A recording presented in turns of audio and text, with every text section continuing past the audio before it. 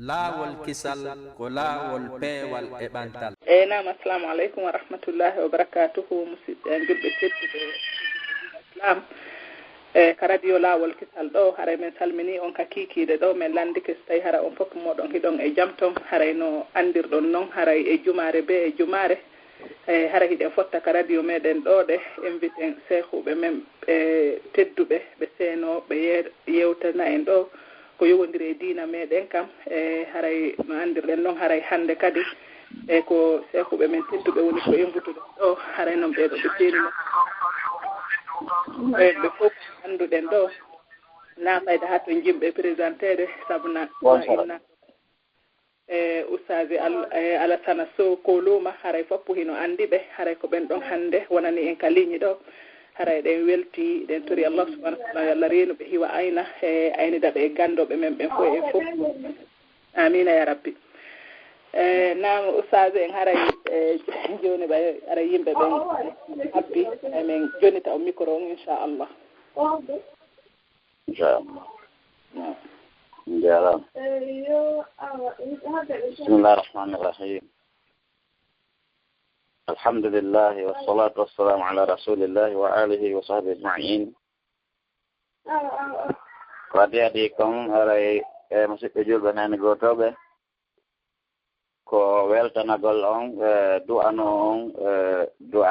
en ɓe bandiraɓe meɗen nene gotoɓe meɗen kippam ɓen ha heɓuɗen ka ewnuɗen ɗi yewtoreji meɗen diina yankeji ɗi tantiniɗen nafa e neɗɗo aduna e lahira wakkili yangi ko woni ɗum e fere ko woni ɗum ɗon no tambiti kadi fi wota ɗum ɗon ɓolɗu wota hay futode sakko yeebo en tariki Allah wawɗo jogiiɗon yo Allah ɓeydu barke maɓɓe. Ala noon kadi heeɗiɓe ɓen hetti accititanci muɗum jipuno piiji buy e muɗum awa heɗiti musidɗo moɗon mo ɗuuɗa duuɓi ɗuuɗa gandal kono noon haray mo yiɗi laaɓande musidɗo makko ɓe reedu haray onon kadi kala gooto e moon ka woni Allah subhanahu wa taala waɗa barke e ngurdam makko ɗan waɗa barke ɓanndu makko ndun waɗa barke ɓeygure makko nden waɗa barke jawdi makko ndin Allah timmin en timmere moƴƴere. Si tawi ɗum ɗon yawti haray ɗen anndi jomiraɗo subhanahu wa taala ko kanko ɓuri teddude kala ko teddi kanko ɓuri mawnude kala ko mawni o noddi jiyaɓe makko lo'uɓe ka tagudi lo'uɓe e maana o teddiniɓe o mawniniɓe o laɓɓiniɓe si tawi ɓe jaɓi o ɓanniɓe e makko fii moƴƴagol e maɓɓe aray ɗen tori Allah wawɗo jogiiɗon yo Allah waɗa en jeyaɓe ɓen ɗon jeyaɓe makko kono sawi wo o nodday ɓe o yewtaɓe o tawa e noddandu makko ndu o noddi ɓe ko ari kon ka suratul Baqara aya 53 Allah subhanahu wa ta'ala wi ya ayyuha alladhina amanu ista'inu bis-sabri was-salah inna Allaha ma'a as-sabirin. O aya ɗo ko o woni aya ɗiɗaɓo noddugol gonɗinɓe ɓen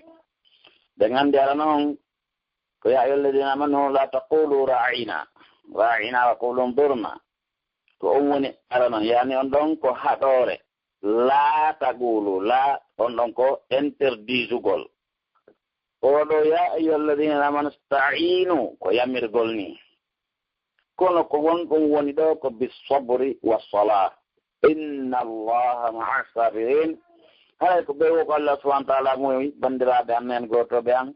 berwo ko hunnanten yewtugol ko e hoore oɗo aya e ko jokkimo haray wen ɗo taw honɗum wendu noddandu ɗo ko noddandu ɗiɗaɓuru immorindu ko Allah subhanahu wa ta'ala fewti groupe fewti qualité ma quantité e yimɓe ɓen woni gonɗinɓe ɓen hen ɗum ɗo ndaddi no mawni ndu no laaɓi ndu no teddi ndu no toowi kala tawɗo no faala taweede nduɗo noddandu teddundu kala faalaɗo taweede o place towɗo ɓantiɗo yo rerɗu kisan yo immano kisan yo reere ɗan goo on imano on tigi tigi wona haqiqa e makko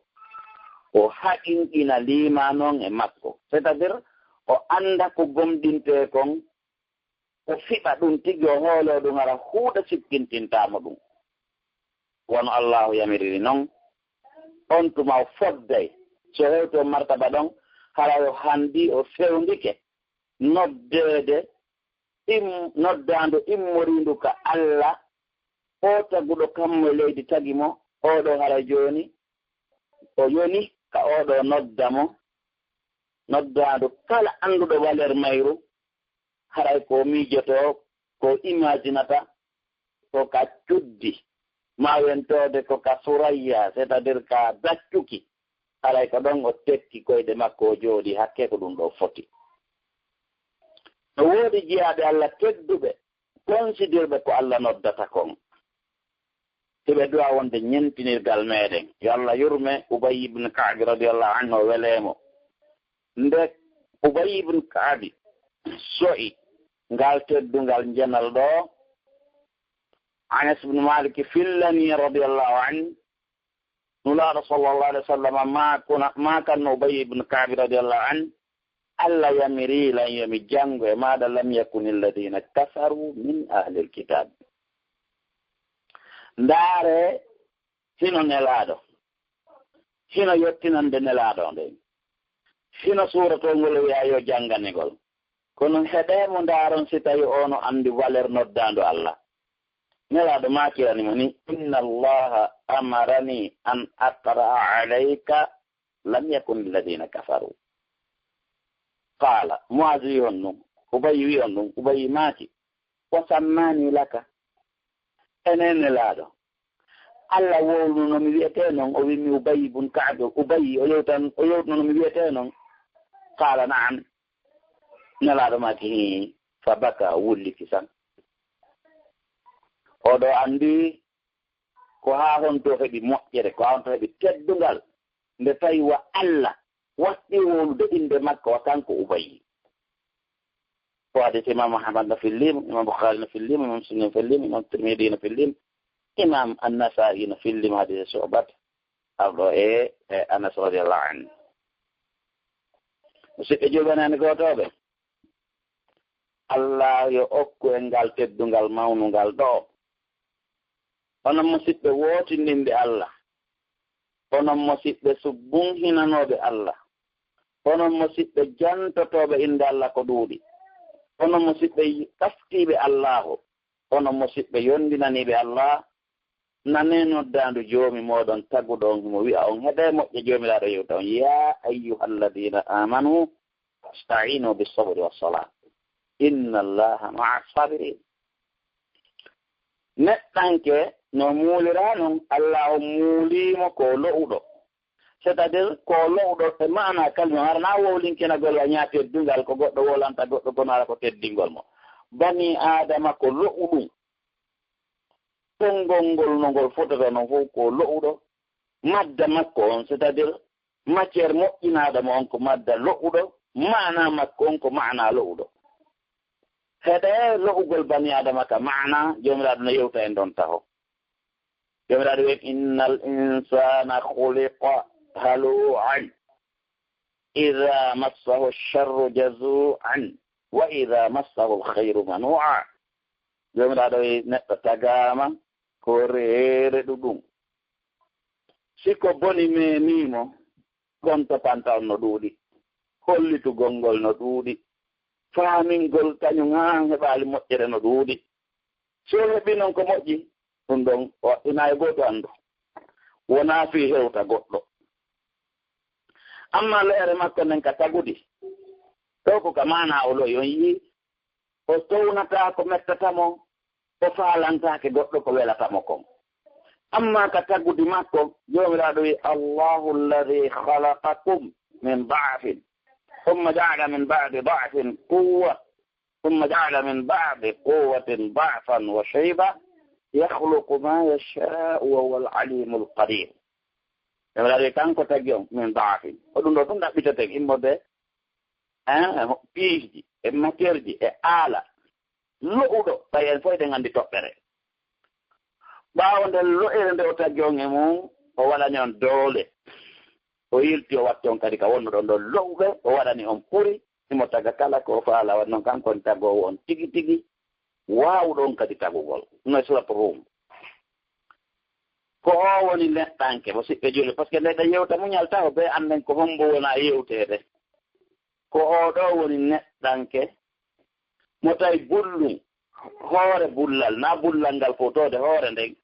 si sori e makko ko yonata e feɗaandu heli nder ton kanko e ɓali makko jani o lakkete kisan o laƴay kisan o hollay wonde tooke si tawi ko pontin hum wondugun e tooke seeɗa ɓenna ɗum on nanngimo o maayi saare lo ere tooke hum waraymo lakkere luɓɓinaymo ko ɗum woni tampinaymo ndeɗo tufande bullal wondude ndeɗo lo'ere fof kono ko honɗum maapini ndeɗo lo'ere nde neɗɗo lo'i fof ko acciraka ni imo fokkiti fottugol imo fokkiti fottugol e sattendeji imo fokkiti cippirgol e sattendeji mo fokkiti jaɓɓagol tampereji oɗo beru ko wuuri kon fof ko heddi e ɗan ɗo gurdam makko beru wo ko wuuri ɗo gurdam cippiro fo hay an sa tekkike ɗo nokku ngodu jabe toon ko ɗo umma e tawde o yiigoy hay mo ƴari a wiyonɗo araɓe holla mo yo waɗu koye ɗen sport ta ƴiƴi andan fendo ko taw kanko tigi ko ɓe o memmino wotaw bonu ka o deƴƴi ɗon tawi de o cippira haray oɗo neɗɗo lo'uɗo fokkituɗo cippirgol e ɗi sattedeji e ɗi tampereji o fawama kadi o ɗaɓɓirama yo fooru sattedeji ɗi yo fooru tampereji ɗi kono noon o wawi ɗum ɗon wo so heɓi doole ɗeno hiwa mo fii noon yo heɓu doole ɗeno hiwa mo doole ɓay kanko ko lowɗo ɗe himo sora e mum doole ɗe foolatake ɗe lo'ata tawi be ɗum ɗo wona doole allahu tagguɗo kammuli ɗin e leydi ndin ko ɗum waɗi wowloɓe goose en heɗi keɓe ɓe yeetoto en mo tuuginike jawdi mum ndi fanɗa mo tuuginike gandal mum o majja mo tuuginike haqqille mum ɓe bona mo tuuginike yimɓe ɓen ɓe haaɓa mo tuuginike laamu muɗum ngu hoya mo tuuginike e Allah o fanɗirtaake o majjata o jiiɓataako o haaɓataake o hoyata ɗum noon waɗan joomi maɗa teddungal maɗa ngal pop ñiiɓa tabita si tawi a teddinori maayowo anndu haray ko teddungal ma ngal ka ɗum woni ka ñoƴƴiniiɗon c'est à dire ka ngal tuuginiigol ko yanojum par ce que koye maayowo tuuginira muñal ko wonto woni valeur muñal ko jooga mo lannata muñal ko caangol ngol ɓeeɓata muñal ko ndaygu ngu ɗaanotaako muñal ko pinal duuɓiingal ko ɗum waɗi noddaandu reweteeɗo luttooru ndu ari fewti jiyaaɓe makko ɓen ya ayyuha alladina amanu sta'inu bisabri wassalat idan ko honɗum woni haqiqa muñal no mari haqiqa muññotoɗo wona foti andude haqiqa muñal hino mari ɓure muññotoɗo on no duwa andude ɓure ɗen no mari pecce muññotoɗo no duwa andude pecce ɗen ko honɗum woni haqiqa muñal ngal ko honɗum woni ɓure muñal ngal honɗum woni pecce muñal ngal amma ko woni haqiqa muñal ko wiyete muñal ngal tigi ko jogitagol hoore mum ko tabitugol wiyete muñal ko tabitugol hara ko honɗum noon immimma e tabitugol ngol hara ko diina kan immimma ya tabita e cippirande wonɗum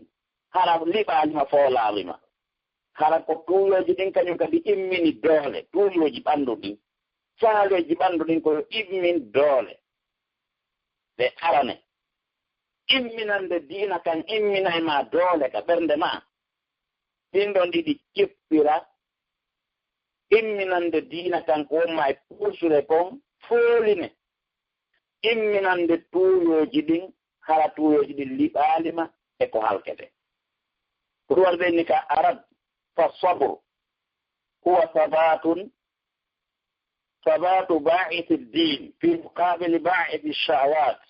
jalla yataradda fi al-qaba'ih. Ko tabitande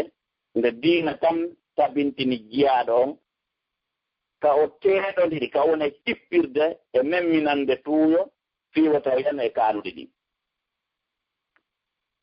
se maanitike ɗum ɗo moƴƴa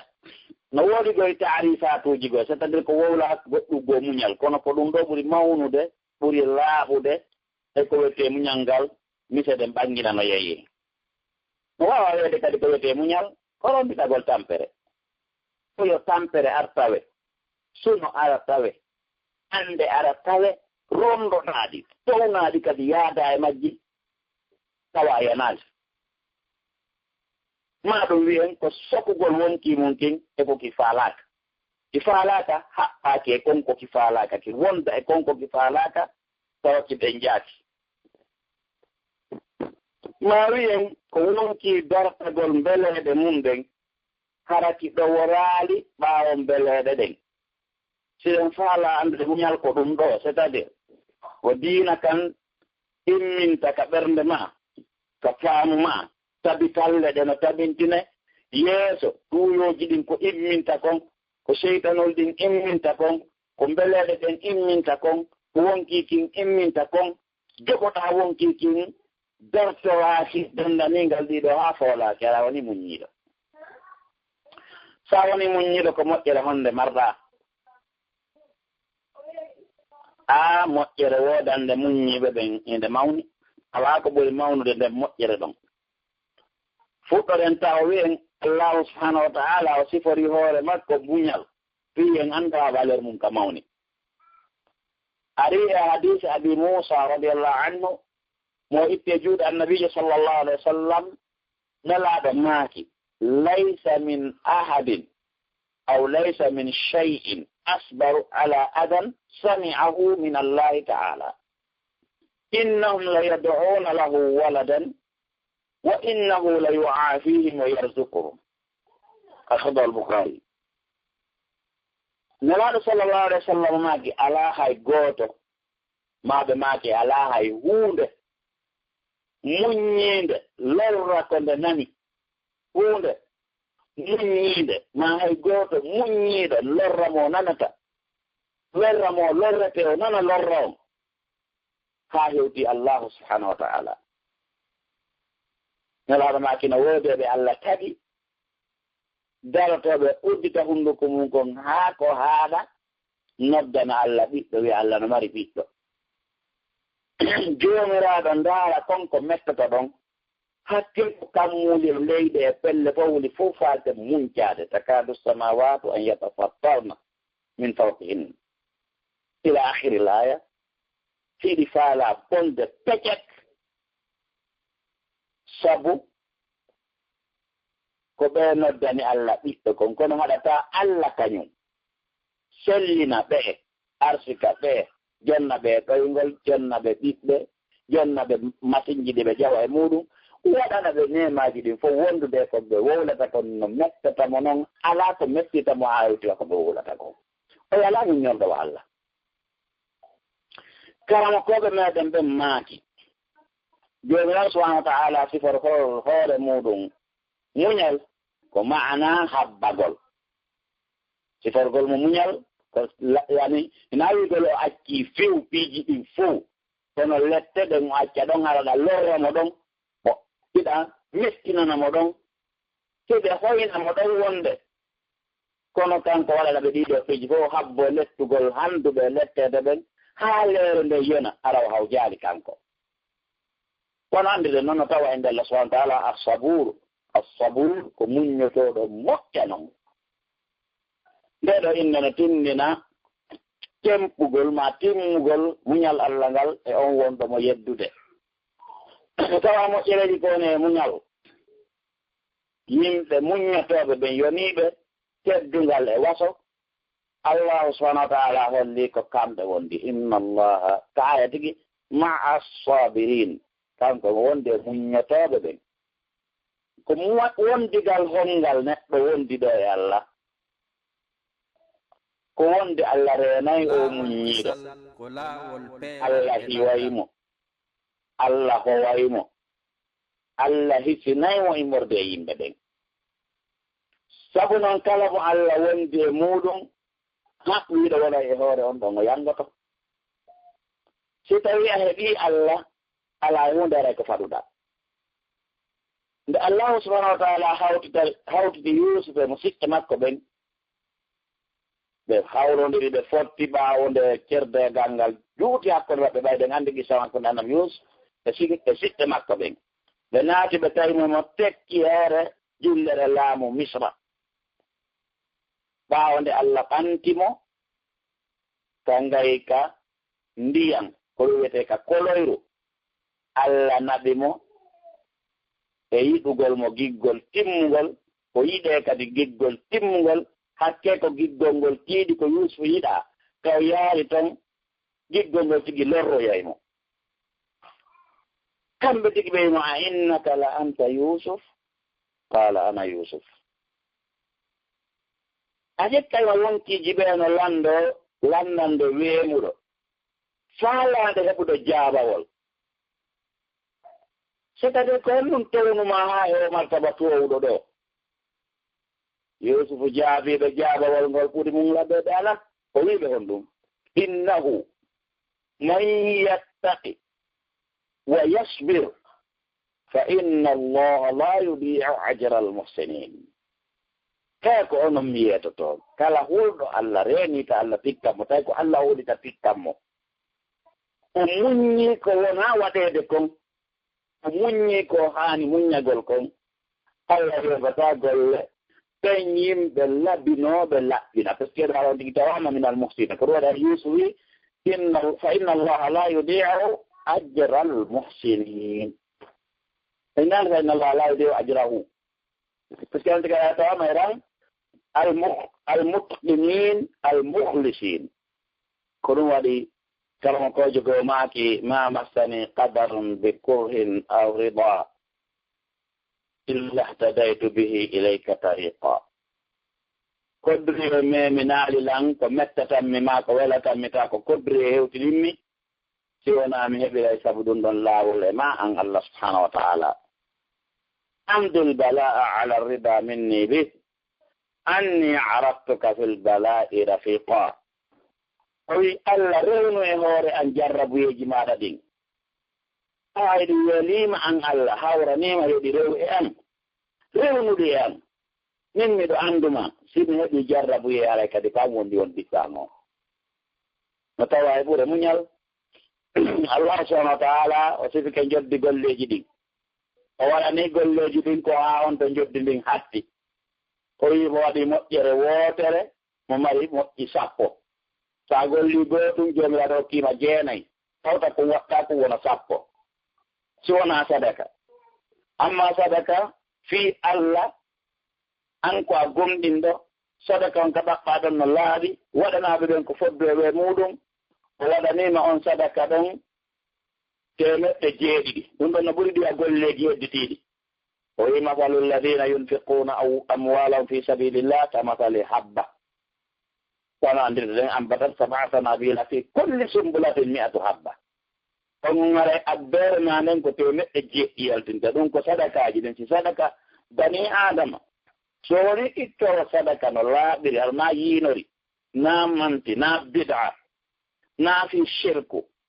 tawa ko fi Allah yo Allah welto humpaka goɗɗo wattugol mo yennugol mo no fotanamo ter ñiñude bo e wattuɗo mo ɗin sadakaji tawa kadi o okkiiɗi o sanga wi handuɗo e muɗum o ñammini wo weelaaɓe o yarni wo ɗonɗaaɓe o holtini wo holɓe o ɗowti wo huluɓe o walli wo tampuɓe ɗin sadakaji hara yiɗi ɓuri ɗi a golleji hedditiiɗi tawdi gootum ko 10 kanji ɗiyaay gootu ya 100 amma joddi muññiɗɗen joomiraaɗo limitaali ɗum ɗon sakko hannde ko jelu omo wi on ɗum o mantoto yimɓe mum ɓe en innama yuwaffa sabiruna ajrahum bi gayri hisan so tawi woɓɓe no mari 10 woɓɓe no mari 100 a muññiɗɗen kam limataako alaa ka haaɗi a wiyata en de haa yalta ko jelu ويتوين ولمن صبر وغفر إن ذلك لمن عزم الأمور ونندم منيدو منيدو ويعفي بينكو في جنجاني بهبتادو سينا النبابة ɓurɓe jandude annabaɓe no woodi tooɓe annabaɓe ɓe heɓaali o martaba ɗo asmil umur wono bemmeɗen adama alayhi salatu wassalam kanko e teddugol makko e mawnugol makko kono joomiraaɗo weetike walam najid lahu asma min tawɗanomo e asmu kono so a hippi hewtude an o martaba ɗo assabor ɓay kanko wawano ittade ronkude ñamde leggal ngal ron kana dartade solasuye cheytane on o wawano yiwde ƴoyre makko ɗen ha o yaltimo kaljanna idan walam najid lahu asma amma nulaaɓe heddiɓe wono annabijo en annabi isa en annabi nuhu en annabi ibrahima kamɓe ko ɓe ulul asmi min arrusul an kadi on martaba ɗon sa faalamo mettade a heɓay ko wiyete ko muñal joomiraaɗo wi wala man sabara wa gafara inna dhalika la min asmi l umur idan ko hon ɗum faadora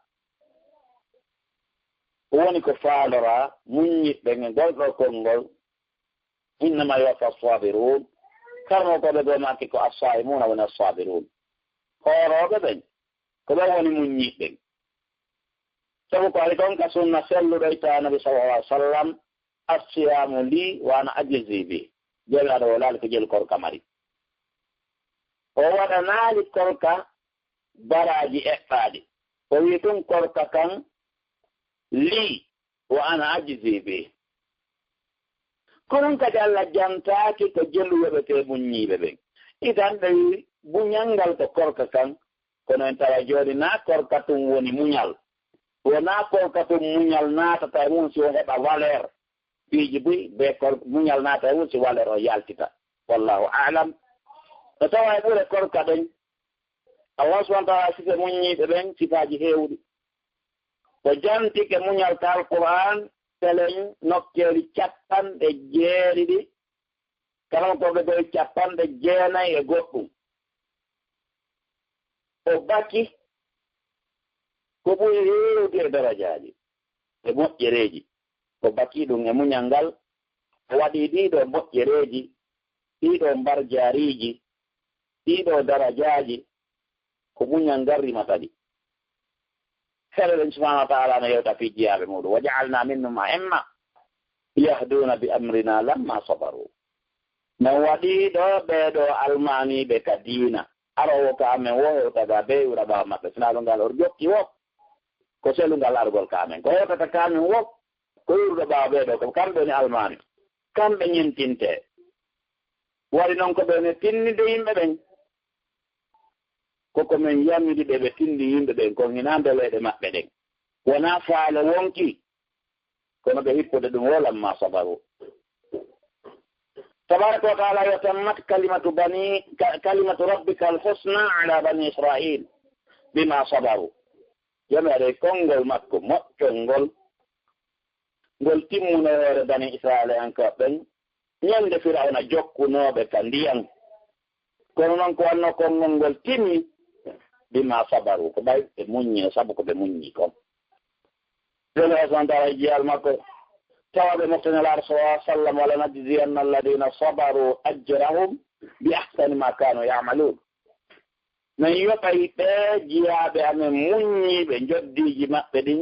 min yoɓa ɗiɗo ɓuri moƴƴirde koy noɓe laatanmo eɓe gollano noɓe gollino noon no moƴƴigoy o yimɓe laɓɓinnoɓe muññinoɓe ɓe waɗayno ha moƴƴa kono komin yoɓata ko neɗɗo lutayi ɗum ɗon innama yuwaffa sabirun ajra bi gayri hisab iɗan musidɓe julɓe mo faami ɗum ɗo o wakkilto muñal ngal amma noon ko honɗum muññete eɗen anndi bala'uji ɗin ɗen anndi examen ji ɗin ndardale ɗen ko embere imanu neɗɗo on no imanu bani adama mawniri wo no yaqiini makko pelletti makko heɓol wo ko noon bala on kadi tiiɗire makko ɗum ɗo ko hunde hittunde moƴƴande neɗɗo duwa faamude ko wayi noon ko ɗuuɗi e yimɓe hino sikka si Allah udditani goɗɗo aduna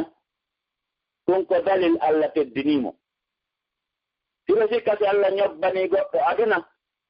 ko dalil Allah hoynimo si Allah subhanahu wa ta'ala uttane e hoore goɗɗo aduna o inna min day Allah teddiniɗan si Allah faadinanimo aduna ewa min Allah masimbinilan Allah hoynilan o masiboji ɗin fof ɓaccimi ɓen ɗon o rendilan min ko faamu faljereje ni musidɓe julɓe nene gotoɓe aduna no fanɗi no jaasi no hoyi heɓataba nder katawata jomiraɗo subahana taala ko ɗo heɓata mbar jaari ɗoftiɓe o letta ɗo yedduɓe hay to mettinayɓe ɗo ko ɗo ne waɗanaɓe ɗo remi seeɗa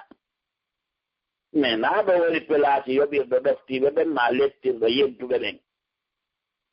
ko ɗum tabaraka wa taala yeetinge suratul fajr fa amma al insan amma neɗɗanken ida mabtalahu rabbu si jeyɗo mo darndorimo jarriborimo ɗo wiyete kon aduna jawdi fa akramahu o okkorimo o waɗanimo karama wa na'amahu o neminimo fa yaqulu neɗɗo ya rabbi akramani min Allah teddiniran ko teddungal Allah ngal noon wa amma ida mabtalahu fa qada alayhi risqa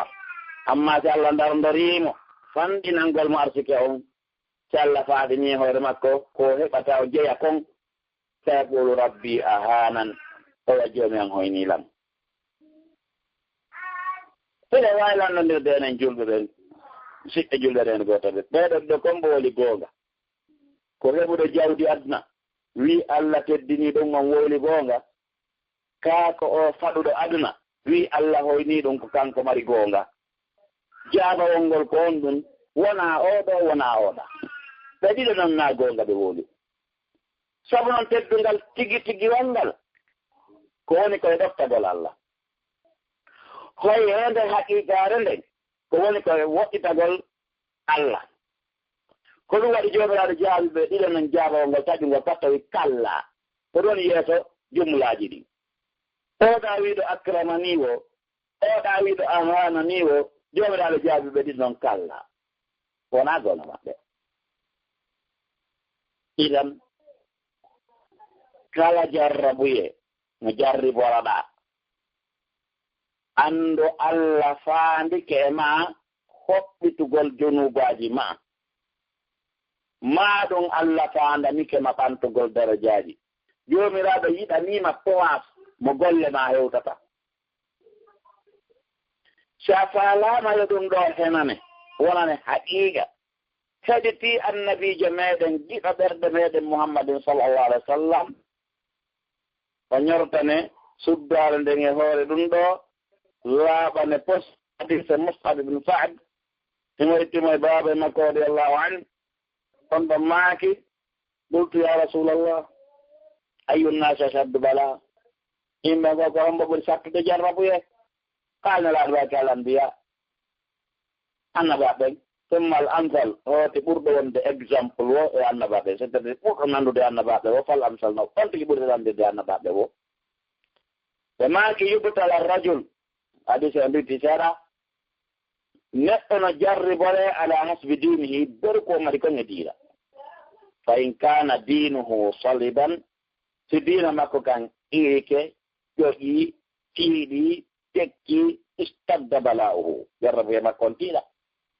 وإن كان في دينه رقة سيدين ماكو كان نسدولي نهاي في كسيدا نتيدي وجوغتي ابتلاه الله الله جربهم على حسب دينه نلا ما كفما يبره البلاء جربوا يسيرتا بالعبد جياده حتى يمشيها ويها على الأرض ويرني لك جال دو وما عليه خطيئة وجبال جنوبوها صلى الله عليه وسلم الحديث من ما جاء في اللي ابن أبي الدنيا في اللي إمام الترمذي في اللي مدن عند حديث حسن صحيح جربوا يمسك جلبنا نقطع بمنتهى جنوب ko bitay bakkatu foy gintinana e neɗɗo belle junubu ɗen ala ko ɓuri teddude den ɗon dolle ko ɗum waɗi nde tawi Abubakar Siddiq radiyallahu anhu jannguno konngol subhanahu wa ta'ala man ya'mal su'an yujza bih wala yajid lahu min dunillahi waliyan wala nasira Abubakar maaki kayfa sala ya rasulallah maa hada si tawi goɗɗo golli ko boni no kum foti wo o yoɓete kum o heɓata kadi ko walla mo hara o yoɓawata kum o heɓata ko sakkomo nde bo yoɓe kon haa ko nduyto ko bee kum timma tis ko on ɗum ha woni moƴƴugol ɓaawa ɗum ɗo nelaaɗo Allah sallallahu alaihi wa sallam kullu shay'in amilnahu juzinahu kala ko golluɗen ɗum en yoɓete ɗum فقال صلى الله عليه وسلم غفر الله لك يا أبا بكر ألست تنصب يا الله يا سما يا أبو بكر آمين يا الله الله جبو دعانا لا يا أبو بكر وندو دي تمت كويه أي بي أبو بكر عمر عثمان كنان دي مودو غفر الله لك يا أبا بكر miɗo toro ngonon julɓe ɓen yon ñentinnelaaɗo sallallahu alayhi wa sallam e sahabaɓe makko ɓen wi o gafarallahu laka ya fulan nelaaɗo no ma kadi o gafarallahu laka ya aba bacry ene a ala wonde tampude ɓanndu ma tawa no ronki alasta tahzun wonde ala sunaade heɓa ko metti tawa no sunimma moƴƴa alasta tusibukal awa'u ene wonde heɓatama annde ara goɗɗo landema eɓe kono ottata ɗon haala fala Abubakar maaki ɗum no heɓanmi haala nelaaɗo maaki fa huwa mimma tujzawna bi ɗum no tawa ko heɓete ɗon ko Allah yiɗi on o habborta ko on fof haala akra wa an abi Sa'id wa abi Hurayra radiyallahu anhuma عن النبي صلى الله عليه وسلم قال ما يصيب المؤمن من نصب ولا وصب ولا هم ولا حزن ولا أذى ولا غم حتى الشوكة التي يشاكها إلا كفر الله بها من خطاياه كما رواه البخاري ومسلم يعني متفق عليه بصحابة غفر الله لهما رضي الله عنهما بما كان الله صلى الله عليه وسلم وما كان قندين heɓata tampere gonɗinɗo heɓata tampere gonɗinɗo heɓata nawnare nasab ko heɓugol ka gollata siki wuppay si remay si soppay si yahay ɗo golle si rondoto dolle tawa ɓoɗi ɓanndu ronki kono ɗe ɓe rondo ɗum ɗum ma waɗa ɗum ɗon seeɗa ko ñaama ma heɓa ka waalo ba heɓa ka manno tawa ɓe ɓanndu ɗum tampa ɗum heɓata julɗo amma wasob ko maron nawnare heɓata julɗo ande heɓata julɗo ham suno heɓata julɗo fuutarede lorro heɓata julɗo hay ko bullal yuwatamo sattede heɓata julɗo hay bullal ko tufatamo si wona Allah woɓɓitiranaymo sabu ɗum ɗon zunubaji makko ɗi on yoni ko anden jakana tawa e dewe jane ɗen jomiraɗo rewnude e meɗen ɗi saftedeji wonki wawen townude ɗi anden no Allah addirta fanani tawa koye juulu fawi en wonde ko ni o addirante ko mettete o adda ko tampinte o adda ko soñjete fiya rewmo ɗon kadi dewal ɓural ngal mo toode waɗeteɗi goo yani mana on ɗon sabi jullo ko tampintamo foti ko tampere foti ko nawnare foti ko ande foti ko suno foti ko sattede foti ko hunde goye sababuji lorrayɗi mo kono noon ina siɗi heeɓi ko tun tawi heɓatte moƴƴere waade ɗe o jaɓɓoradi muñal o jaɓɓoradi ɗaɓɓugol joddi ka Allah on tuma Allah hoɓɓitanamo zunubaji makko kodi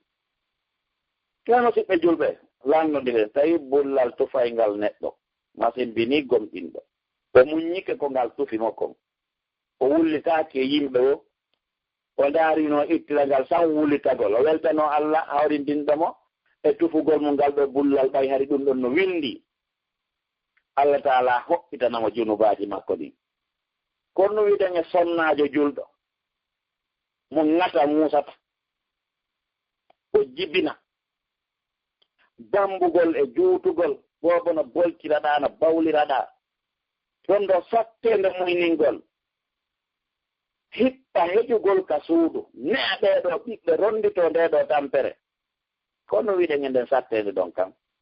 kala mo koɓe meeɗen ɓe maaki sikke o ala nden ɗon eɓɓidirtaake ko bulla wiwata goɗɗo kono noon ko honde tuma sonnaajo rondoto reedu ndu teddundu ɗo o rondo ŋata o muusayɗomo ɗo o rondo boobo oɗo ŋooɗinayɗomo o rondo oɗo boobo kadi ko muynata ko ñilkinamo wonde ŋatamo wonde defa mo hay endu ɗum ɓuutude sabu mouvement ji makko go'o wonde so heɓata ndeɗo moƴƴere par ce que ndeɗo moƴƴere no mari condition no mari charte ko nde so nde heɓato ko saanga o weela kodduri e Allah o o weltani Allah waɗuɗomo debbo o yeltani Allah waɗuɗomo jiidotoɗo o yeltani Allah rewnuɗo e makko ɗiɗo o holli Allah mi muññike ko an rewni an ko an anndi ko honɗum woni hikma ma e waɗirgol ɗum ɗo ni e an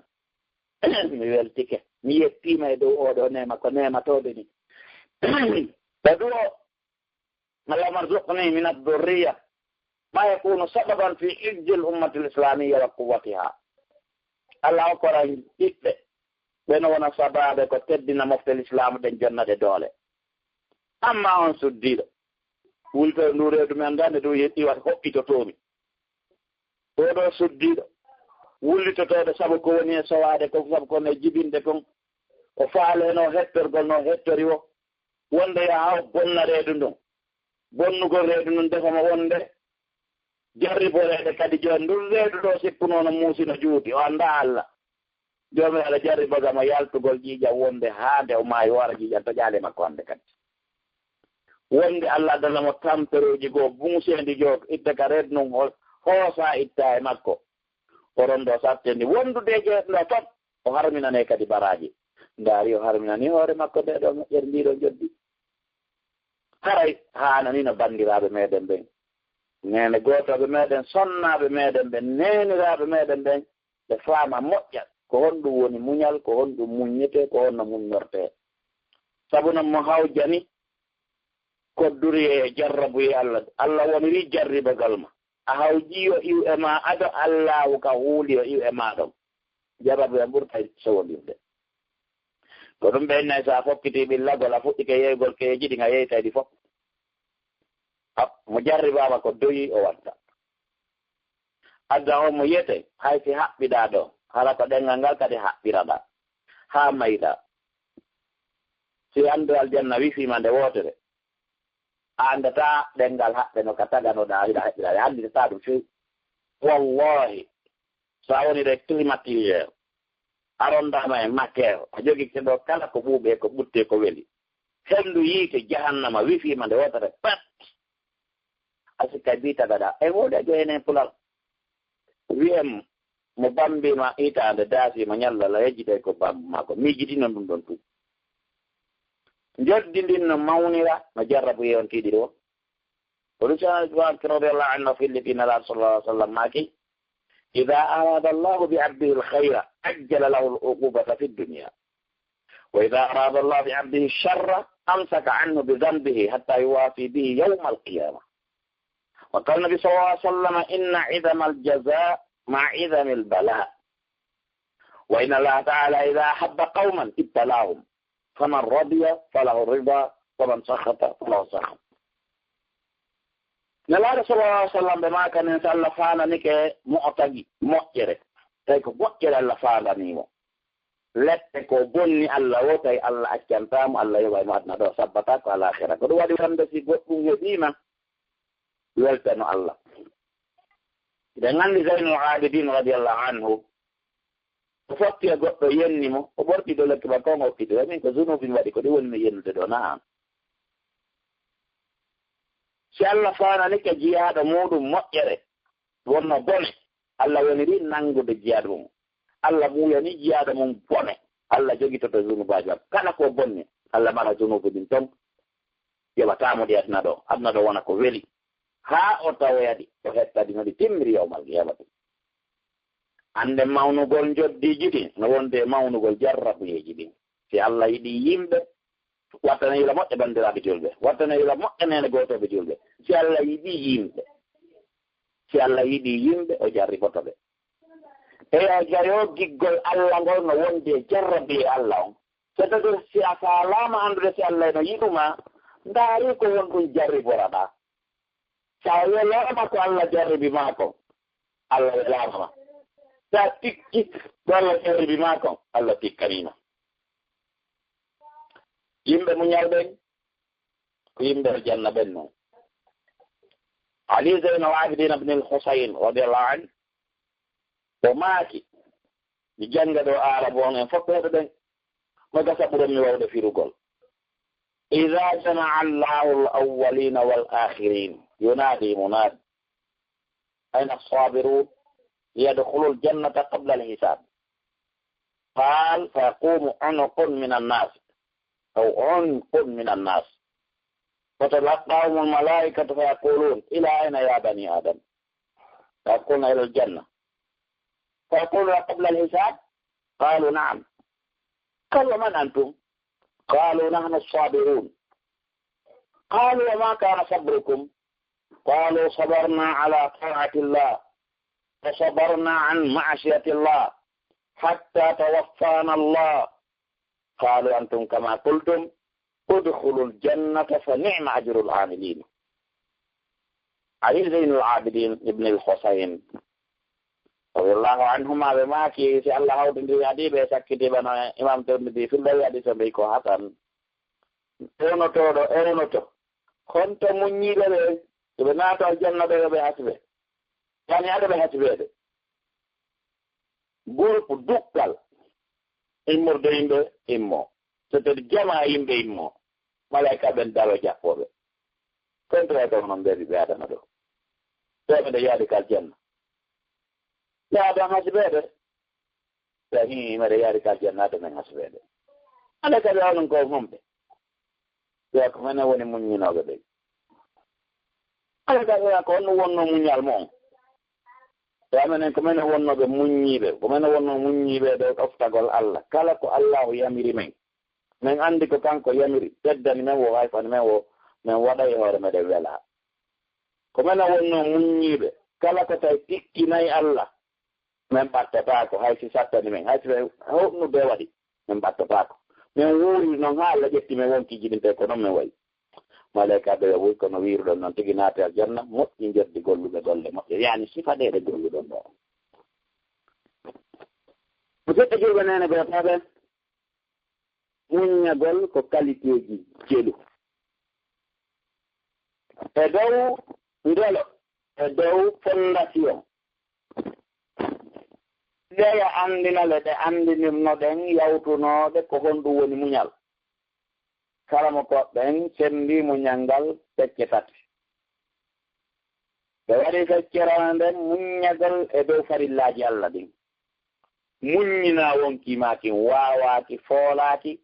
jona e hoore ɗoftagol Allah ɗon ɗo koko dambugal kippirgol wonki ɓeta kon jihadu nafs ɓoraki e tuuyoji makko ɗi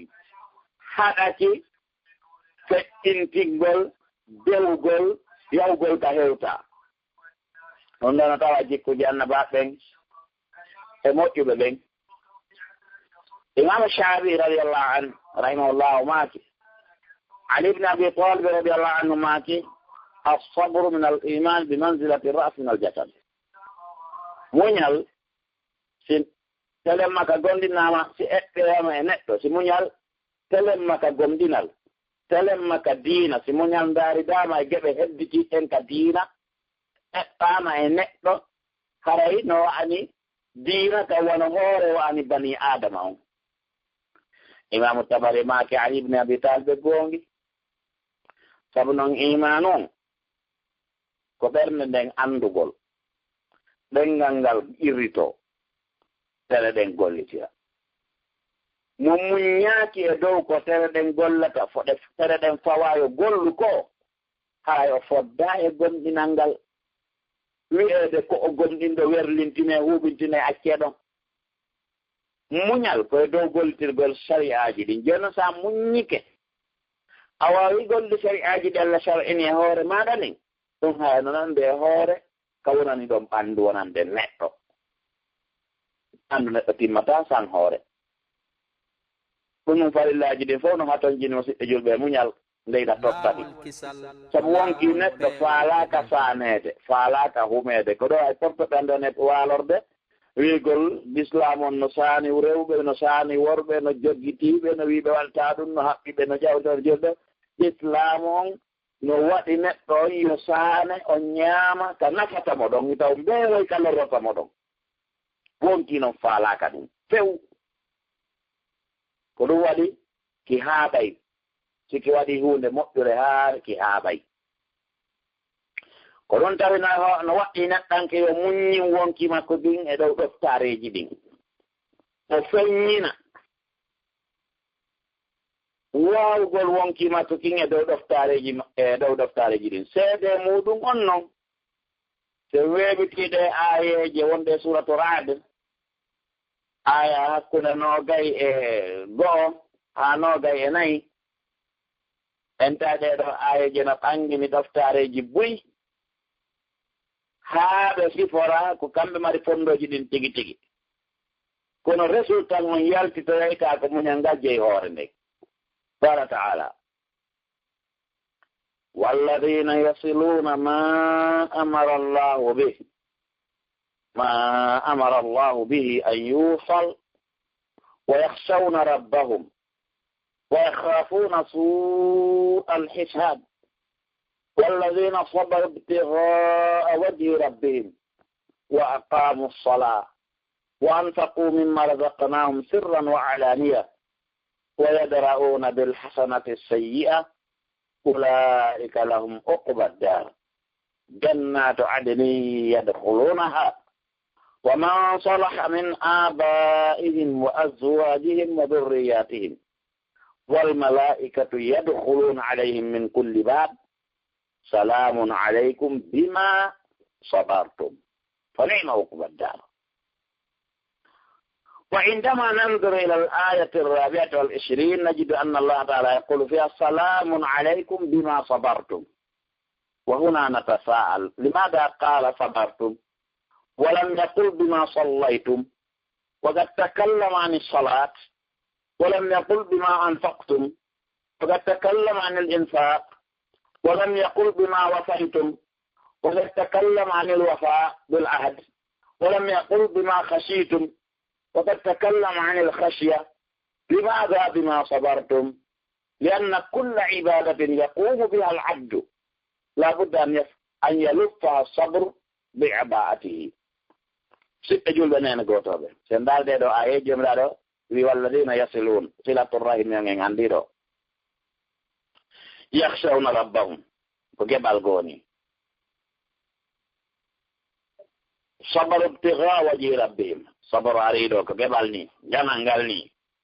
وأقاموا الصلاة وأنفقوا ويدرؤون بالحسنة السيئة. كونت ايدو جب فوق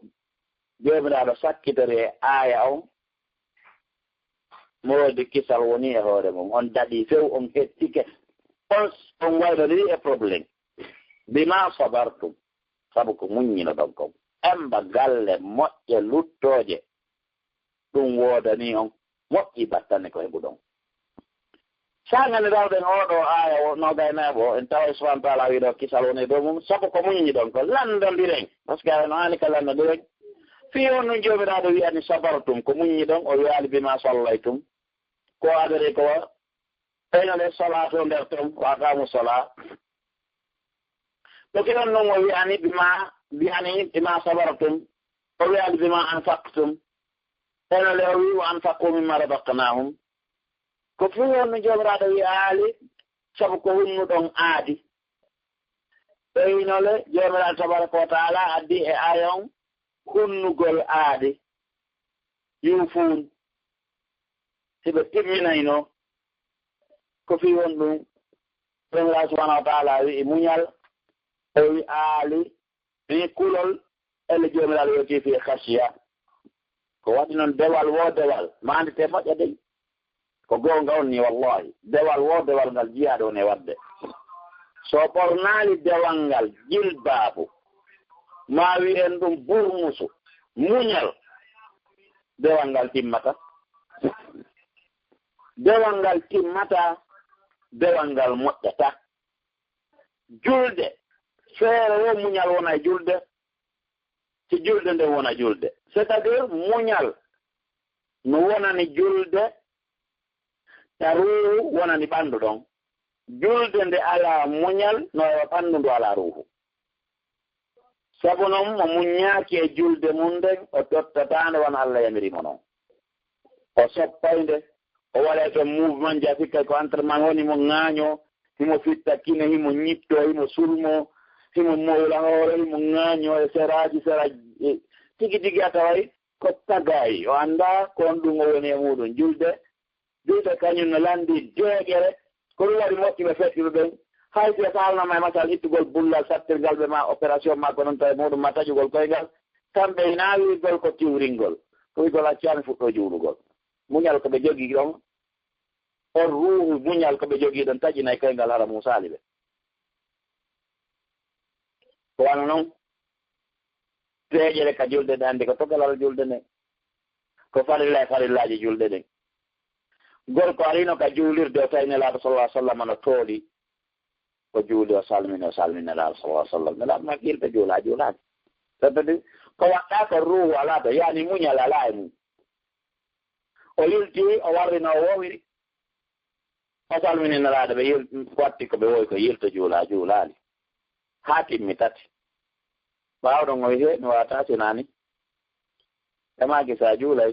ɓe tinnima ko no ruuhu naatirta julde nden nde wona julde na photo on woni important on ko julde nden tigi c'est-à-dire ko ruuhu on tigi woni important o na photo on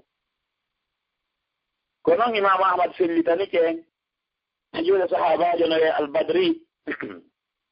radiyallahu an o maaki julde nelaaso maaki julde nde tata gorko ñinnaaɗi ma sonnaajo ñiiɓinaaɗo keejo o ɓantaaki haa o feewi o turaaki haa o ñiiɓi ko ɗo no muññaaki e julde nden o waɗiri noon nde warretee noon o maaki on ɗon o juulaali nden julde nde yonata par ce que alay ko julde maynde nde wuura ko wona noon kadi ma siɓɓe julɓe haray goɗɗo arino juuli yeeso nelaaɗo o maaki de fiyonde seeɗa juula nde julde o maaki duuɓi capannay ni ɓe maaki duuɓi capannay ala laawol nulaaɗo sallallahu alih wa sallam ɓe laaɓanima poy ala laawol islam haale maaka ni en mo timminta rukku e sujuudu o timminta jannde nden ko julde wujjaande jogii nde alaa ruwa saddu nnaasi sariqatan ɓe maaki yimɓen fof wuyɓe ɓen fof ko ɓuri bonde nguyka ko ɓuri sattude ko woni wujjooɓe tigi tigi alladi yasriqu min salati o wujjoowo julde muɗum sahaba maaki kayfa yasriqu min salati o kayfa yasriqu min salati ya rasulallah qala la yatimmu ruku'a wala sujuda wala alqira'ata fiha bani adama o dawato o jannga ko haani janngude kon no haana janngireede kon ber koye haani janngeede kon o ruƴƴa haa ko haanaa ɗon o sujja haa ko haanaa ɗon si wona julde ɗum ɗon no ɗuuɗi hakkoɗe gollen julde so a yi jooɓiraaɗo jantike julde jantike kulol jantike ɗum ɗo ɗo sakkitoro bima sabar ɗum koye anndu balleere muñal si alaa e golle saburu alaa e golle ko julde naafigi noon tilka salatul munafiq ɓe waɗa gol habbo a nange mbattomudo ala soppa tati a soppa ɗon nayi ara janta koye ndalla sona seeɗani ga sikkay ndawwal woni e soppude ƴiiƴan ɓaawa ɗo arten inna allaha ma sabirina mo sikke julɓe jomiraɗo wi ala inna allaha ma al musallin e wondele kodi ɗiɗi o janti e kalima e aya godol o yasta'inu bisabr woni goo wassalatu e julde nde o wi ala inna allaha ma al musallin o wi inna allaha ma sabirin kodi kadi e dewe ɗen fof ka raɓɓinɗingol dewal wo dewal ngal rewata allah ngal wuura ngal maro hala ngal bonaali ngal dunaali ngal luuɓaali ngal expiraari haray koye miran on ko muñal o waɗete e muɗum ko on glacer ɗon julde nden korka kan hajju ngun jokkere ndan kulol allah kala ko waɗete ko nder ɗon waɗete pottareji maɗi fof ko ɗon waɗete maro haa ka allah immoɗa tawa fos bonaali ko ɗum ɗo woni goo on ɗiɗi en wi muññagol e hoore docteur ɓe engey geɗe muñal ɗe wonde gebal ɗiɗa ɓangal ko muññagol hala yeddali Allah ngal muñal ɗo no satti ngal wolde mbawga no satti kono ko ngal ɗo ɓuri sattude muññagol hala yeddali Allah sabu o andi yeddugol Allah so tagi sa juulay ɗo joni ala e wonkikin tigi dawa'i salotori juula ala majji masalan aalaji wonɓe jippirde wata juulu sowna ɓernde ma nden pet moteur goo e nder moteur ji ɓernde nde amma yeddugol Allah telen ka tuuyoji ka maasiyaji no e nder wonki maɗa kin ko tawi no noddudema no pooɗudema ya waɗuɗi haala wona ɓernde nden moteur on tum c'est-à-dire lamare noddayɗi ɗiɗi e ya yeddu Allah intérieur ji e extérieur ji c'est-à-dire nderji e ɓaawoji ko wonde woni intérieur ji maɗin tigi an e majji on seedata ɗin noon ko ma puusude wo ko ya salo ko wonkimaki e mbeleede maɗen e wonkimaki muulira noon e hoore muɗum ki yamira ko boni wono ardi noon e surat Yusuf wa ma ubarri'u nafsi inna nafsa la ammaratun bis-su'i illa ma rahima rabbi inna rabbi ghafurur rahim wonki yamiray neɗɗo yo waɗu ko boni andimo mari toon ko poodata mo e bone ali ka tafsir al imam al-Qurtubi rahimahullah wonde annabi sallallahu alaihi wasallam ma kanno sahabaɓe makko ɓen ma taquluna fi sahibin lakum in antum akramtumuhu wa at'amtumuhu wa kasawtumuhu afda bikum ila sharrin ghaya wa in ahantumuhu wa a'raytumuhu wa aja'tumuhu afda bikum ila khairin ghaya qalu ya rasulullah hadha sharru sahibin fil ard qala fa walladhi nafsi bi yadihi innaha la nufusukum allati bayna junubikum imam al-Qurtubi juzo jeena bayngol tango dewol temeɗɗe ɗe sappo o maaki annabi sallallahu alaihi wasallam makanno sahabaɓe mum ko on ɗum wi ɗon e jaatigiijo mooɗon heɓo jaatigiijo weldiɗɗo wondiɗɗo kadi on seedata so on teddinimo on ñamminimo on holtinimo ko puusa yo ngo pooɗa yo haa ka bone hattata ɗon o naɓa on e bone haa ka hattata ɗon sabu on ñamminimo on yarnimo on teddinimo on holtinimo si on hoynimo on holinimo on weelinimo on puusay on e moƴƴere ka moƴƴere hattata ɗon ko ɗum wi ɗon e sifa on wondiɗɗo ɗon sahabaɓe makinelaade oɗo ko ɓurɗo bonde wondiɓɓen ka leydi ni nelaɗo so samakini wondi wi Allah ko ɗum woni wonki wonuki ka nder wimbo wi moɗon ɗon c'est-à-dire hakkude balaje moɗon ɗen ɗo ɗiɗi ma hakkude becce mon ɗen ɗo ɗiɗi ki wonki ɗo ko kanki woni wondiɓɓe moɗon si on ñamminiki on teddiniki on yarniki on holtiniki ki ɗowta on haka ɓuri bonde si on hoyniki on holiniki on weeliniki on tontiniki ki ɗowta on haka ɓuri moƴƴude ko wonki tigi amma noddayɗi neɗɗo yo waɗu ko boni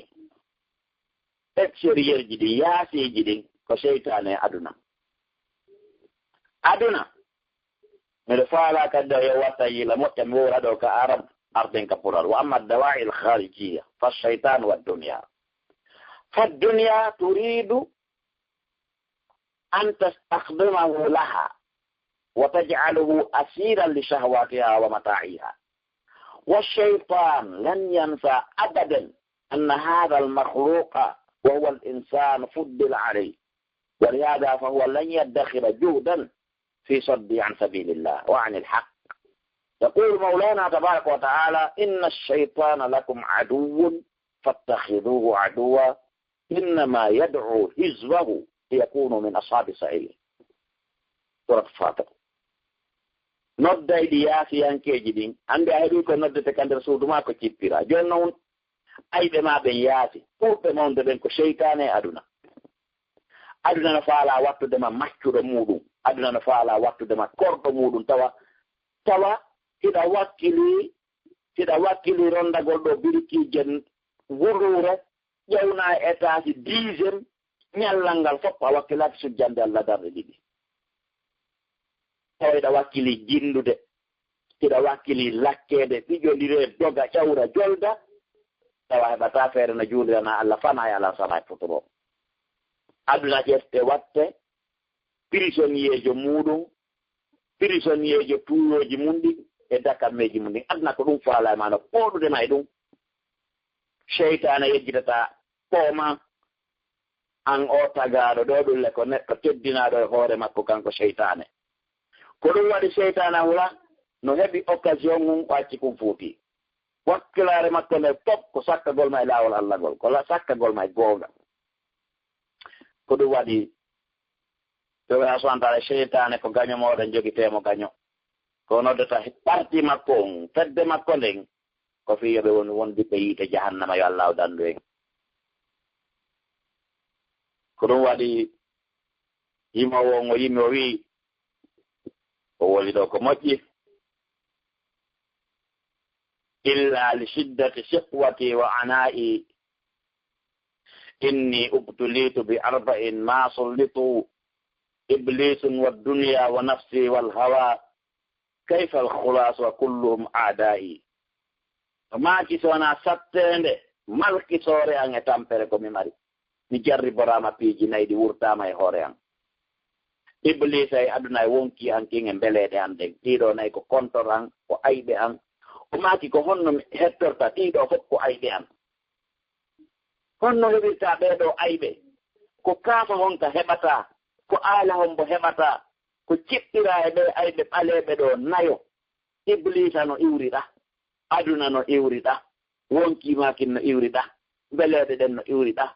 an o bani adama loyiɗo tagaɗo ka loyi ko waɗi kam koɓe go maaki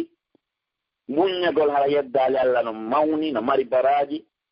ɓuri muññagol waɗa ko welata Allah waɗa ko Allah yamiri ɗoftareji ɗin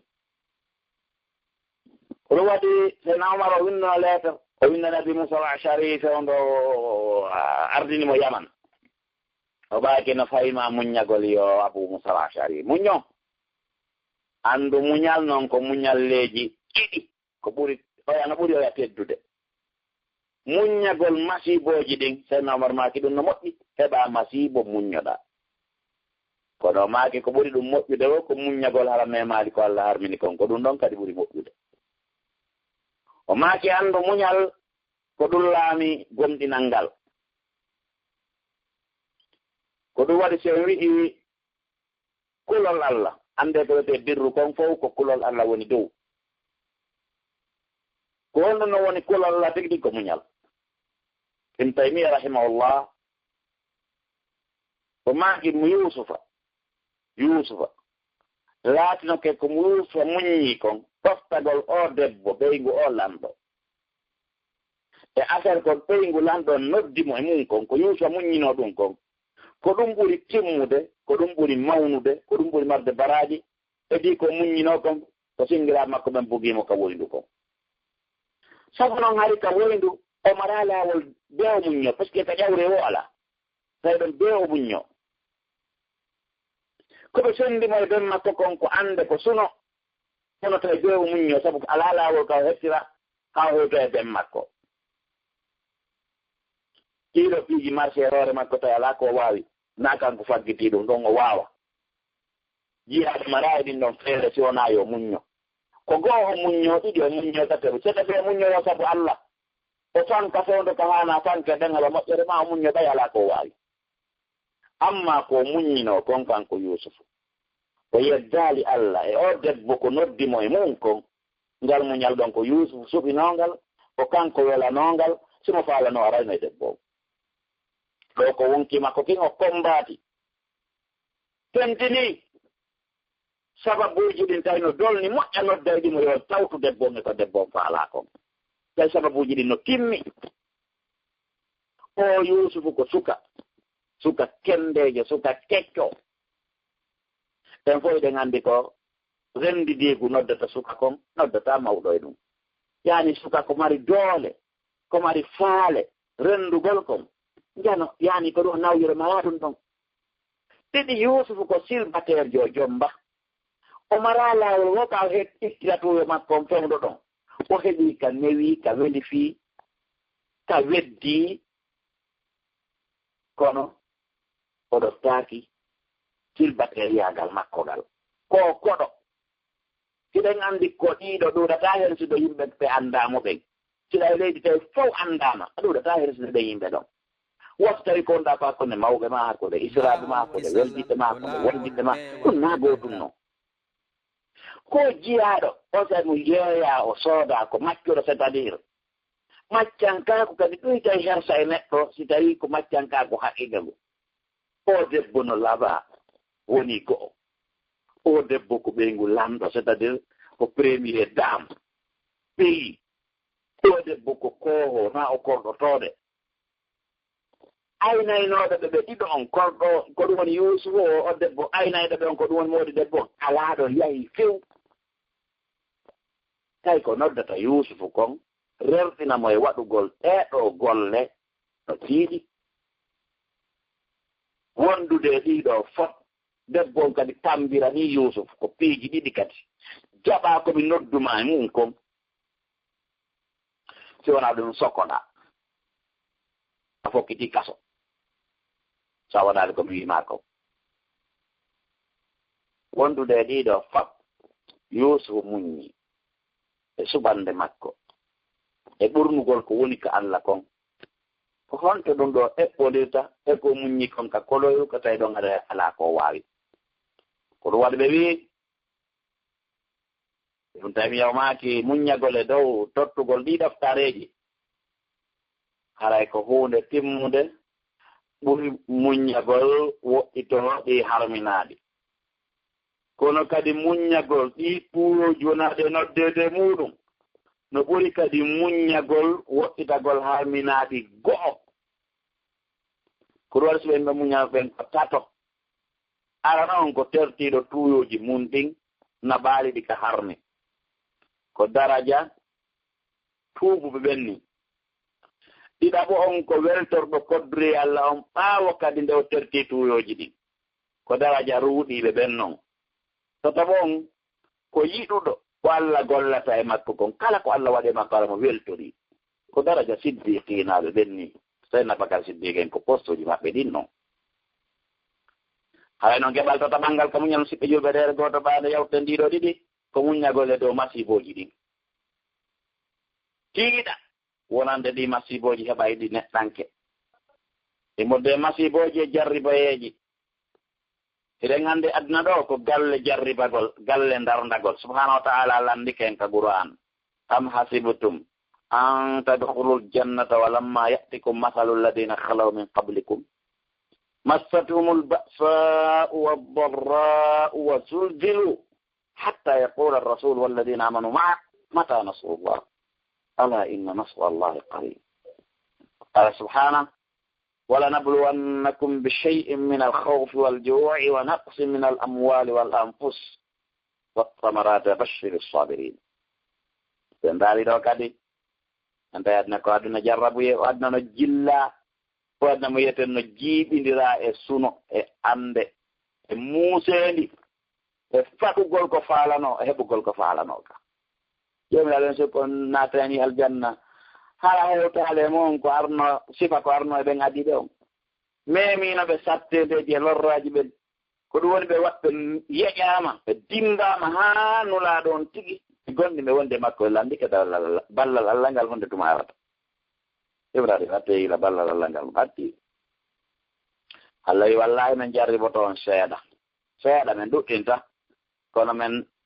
ɗuccay seeɗa e kulol men darndo on e heege e perdugol jawle e fuutorede wonkiiji e perdugol awruuji joomiraaɗo weyaali hulɓiniree ɗum ɗo muññiɓe weltinireeɓe ko welo woni wonande ɓe bashiri sabirin allahuma hani subaaɓe ɓen suudu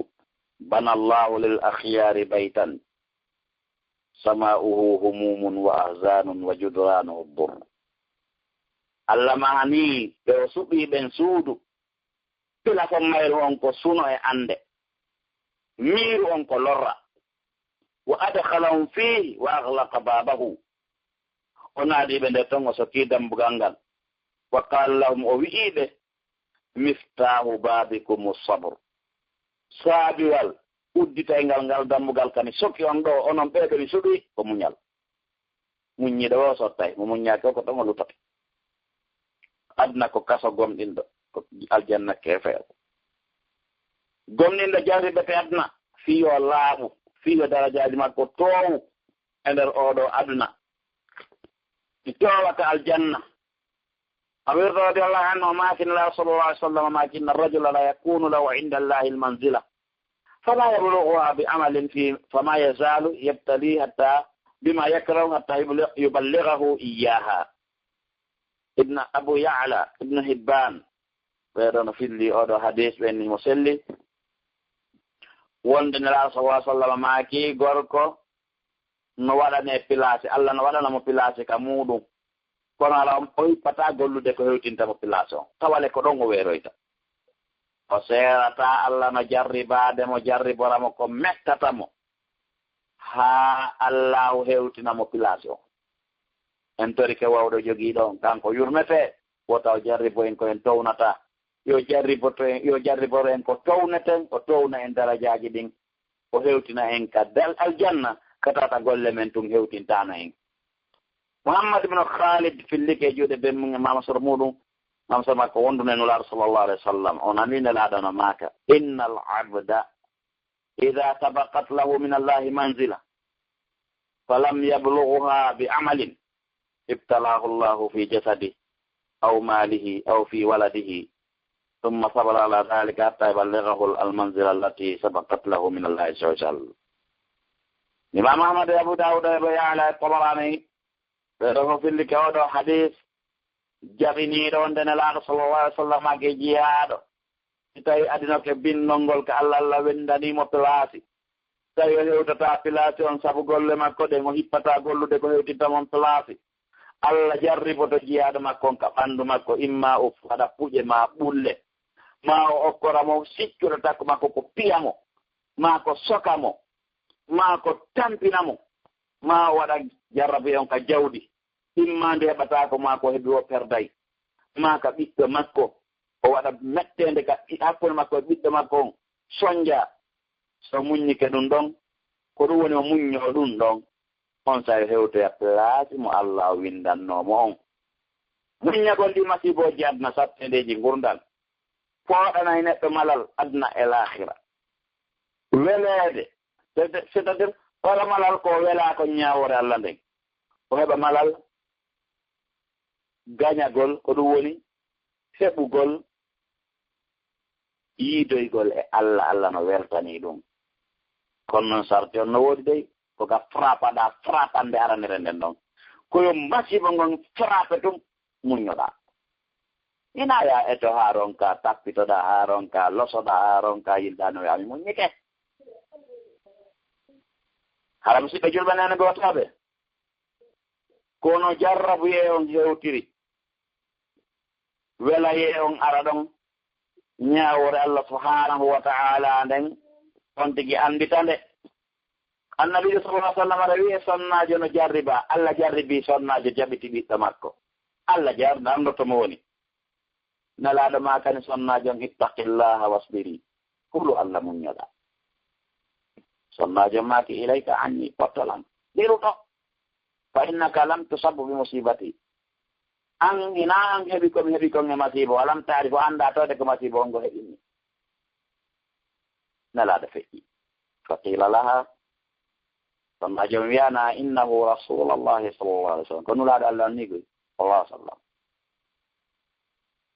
fatat baba annabi sallallahu alih w sallam falam tajid indahu bawabin sonnajo rewi ɗon are ka nulaɗo sallallahu alih w sallam o tawi gardien alaka dambugal fa qalat sonnajo wi lam akun arif kanelaɗo mi anndanama jaga mi anndama fa qala innama sabr inda sadamati l ula nelaɗo maki ay sa sonkali oɗo boobo ma a perdi moƴƴere ko heɓotono e makko kon muñal marngal baraji ngal innama sabru muñal yoɓetengal ngal ngal Allah wi innama yuwaffa sabiruna ajran bi gayri hisabi ngal ma ngal joddindi maraki jelu ko so tawi a tappama tappande arande nden ka metti ɗon ka muusi ɗon ka wawata ko ɗum woni wadde mouvement ɗon muññoɗa ɗon e filla e goo ko fili wawi tabaki sabiya laha tawima wulla boobu makko kon non o duwano wiide ko inna lillahi wa inna ilayhi raji'un menen de ko Allah men wonani aduna do ko dari ko golle makko de men waɗata ko metta wonko ma accata kaka Allah men hootata men weƴƴitaneta men ɓoola men bone tongo ɗumande kala neɗɗo anditi masibo ngo heɓi boobo makko mayɗo yumma makko feƴƴinnoɗo baaɓe makko feƴƴinnoɓe bappa makko yaye makko moodi makko siko debbo ko seeda moodi makko welaynoɗo mo siko gorko ɓeygu makko welaynoɗo mo kala kaw heɓi masibo kaw barmi kaw uni kaw kala kaw heɓi ande o inni inna lillahi wa inna ilayhi raji'un nde ko Allah men wonani ɗo ko Allah men rutoto so wi'i ɗum tun o muññiti a'tahu llahu sawabaha ka sa'ati hudusiha sa anditi a wowli ɗum ɗo tawi na suno e lisugol e ko noon ittata e muɗum tawi anditi ɗum ɗo tun a wiya menen ko Allah men wonɗo men fof ko tan men hootata a heɓay baraji ñande andituɗa wowluɗa ɗum ɗo wala ñande heɓuɗa masibo ngon si woni duuɓi wulure ko ɗum waɗi ibnu majah no yaltini hadis ka deftere muɗum nelar sallallah alih w sallam maagi man usiba bi musibatihi kala masimbinaɗo masibo ngo jomiraɗo masimbinta jiyaɗo mum fa ahdasa istirja'an o anditi masibo ngon o filliti o heyɗintini ruttinnagol woni gol inna lillahi wa inna ilayhi raji'un wa in taqadama ahda tawi bi waɗi neeɓi kataba allahu lahu min al ajri mitrahu yawma usiba Allah windanamo joddi o nde windanteno nden so muñune ko ñande waɗi kodi ɗen noneji muñalgal e gemeɗe musidɓe julɓe muñal no mari inde buy hakke ko muñal waɗi valeur no mari inde buy ɗuɗugol inde ko hollata ko valeur ko teddugol ko inna kon sahu farju sahu reedu jawdi harmundi sa muññike ɗiɗo tawi sahu ma on ko ɗum woni farju maɗa on siko a gorko a naɓatama ko harmi siko a debbo a jata ko harmi ara e makko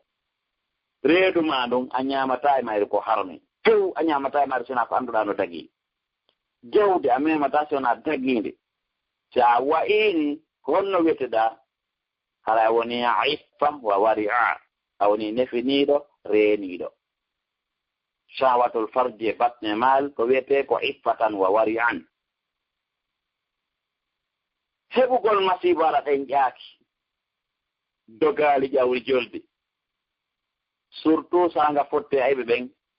tawa sa fotti ayɓe ɓen a hulata haysi ɓe tettuma hoore nden no wiye sajaa cuucar reedu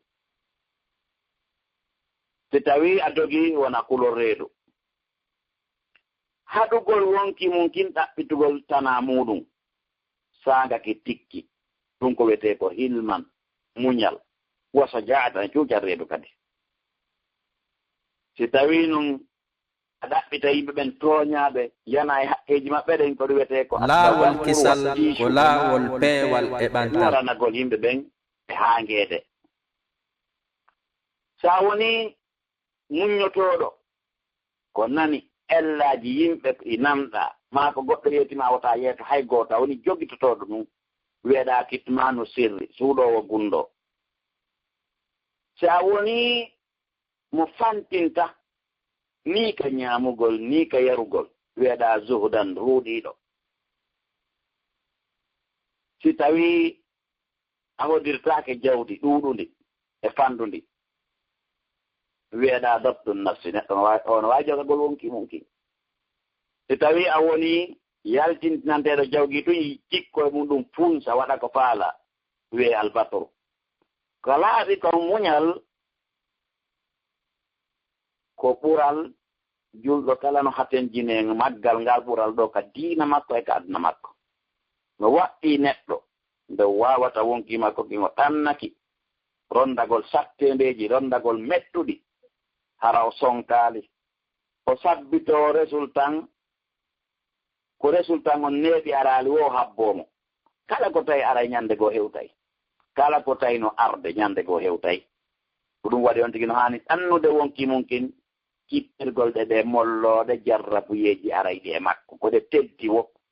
o jaɓɓora ɗum ɓernde o yowo e joomi makko ara nde ɓernde nden sikkitaki o jogo haqqille tawta ina haqqille jiɓiide ko ɗo laaɓanta musidɓe julɓe nene gootoɓe muñal ko ɗum woni doole lowɓe ɓen ko ɗum woni jikku hulooɓe Allah ɓen ko ɗum woni ɗatal annabaaɓe ɓen mo jogitike muñal hara o jogitike ɓoggol welayee ñaawoore Allah subhanahu wa taala nden ko ɗum haray fennindiri hakkunde gonɗinɗo e keefeero jaɓɓagol masiibooji ngurdan ɗin gonɗinɗo jaɓɓoray kala masiibo ngurdan hay si o mawni gonɗinɗo jaɓɓortadi ko muñal e tiiɗugol e weleede ñaawoore Allah nden sabu mo felliti kala ko Allah ñaawi e makko ara hikmana e mum ma wotumata mo sowndo joom makko wa joomi an laka alhamdu ko yettore nde woodani hamda rida yettore kadi welagol yiɗugol wele bi hokkumi eɗen bisimillah rahman rahim alhamdulillah ala musidɓe juɓenen gotoɓe e ndaarugol meɗen ko honno daroten aɗa wiɗen julɗo muskila o mo heɓi mo mari ka o sownamo e yewtinani inna lillahi wa inna ilayhi raji'un si tawi ko fatunde siko masiboji go'o wona suna en wowli nawnare aray ɗen adiɓe wino inni masani addurru wa anta arhamu rahimin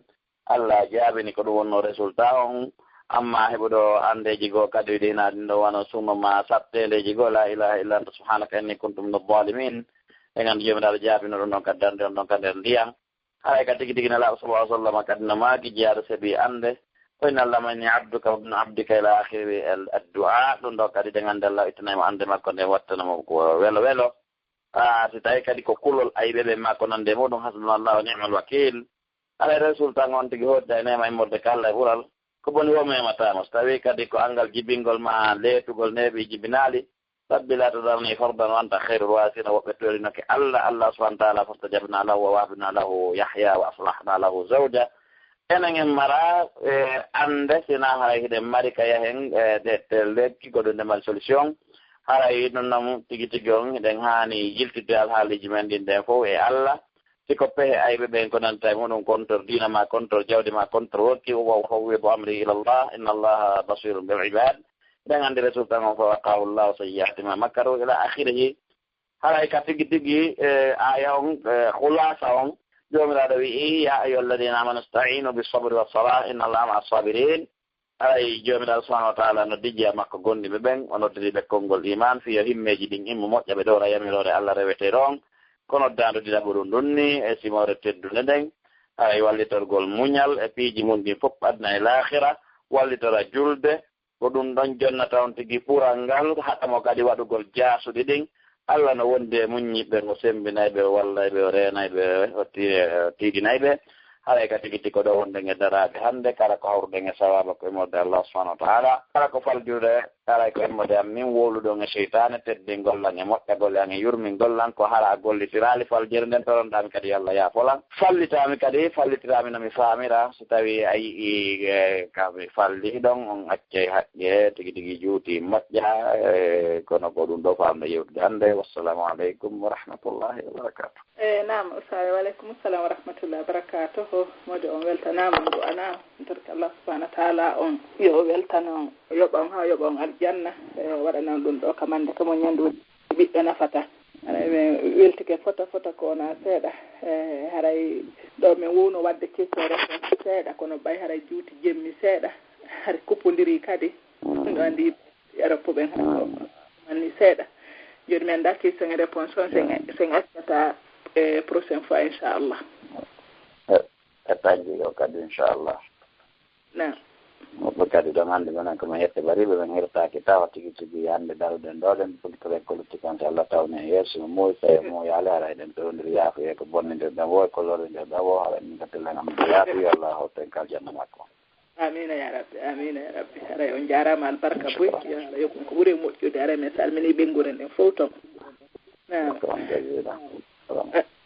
ok haray joni haray en wi'i ɗum inchallah assalamu aleykum wa rahmatullahi wa barakatuh aleykum salam wa rahmatullahi wa barakatuh naam assalamu aleykum wa rahmatullahi wa barakatuh musidɓe julɓe tedduɓe hettiɓe ka laawol kisal ɗo de haray men noon andirɗen noon haray hannde en hatta ɗo inchallah haray yontere hannde ɓay haray ko docteur Mouhamadou Wuri Bari woni naatude yontere hannde haray en continue ɓay ɓen ɗare ko question et réponse tun woni ko ɓe inchallah haray en habboto ɗon ɓay hannde haray tan on juuti seeɗa taƴodiri kadi ɗon anndi bayan on sikku kodiri haray no metti fi seeɗa haray on fof moɗon weltanama on du'anama turke allahu subhanahu wa taala on yo hawtidir en fof ka jannatul firdawsil a'la o ka en sakkitorde moƴƴere yo allah subhanahu wa ta'ala on waɗu barki e meɗen e ɓiɓɓe men ɓen e kala ɓiɗɗo julɗo ittana en kala andeji antina kala julɓe ɓen ko an e hoore leydi ndi en turke allahu subhanahu wa ta'ala on yo waɗu ɓiɓɓe men darantoɓe ka ɗo diina ɓe wakkilo wona enen kadi wakkilorɗen ni ha ɓuura no enen kadi wakkilorɗen ni fewnana en ɓiɓɓe men ɓe amina ya rabbi hara inchallahu e yontere hannde so tawi joni yontere hannde jaaɓi hara nde ñande ko question et réponse enen e docteur Mouhamadou Wuri Bari no wonir noon ɓe wayri ga seeɗa no andirɗon noon haray ɓe jooɗaki moƴƴa haray ko ɗum ɗon kono inchallahu haray yontere hannde so tawi ko ɗum Allah muuyi haray ko enen e maɓɓe wondi ga bisnillah haray on fof moɗon weltana anama yo Allah weltano en fof meɗen hare men inni assalamu aleykum wa rahmatullahi wa barakatuh Allah subhanahu wa ta'ala ngokken walugol e jam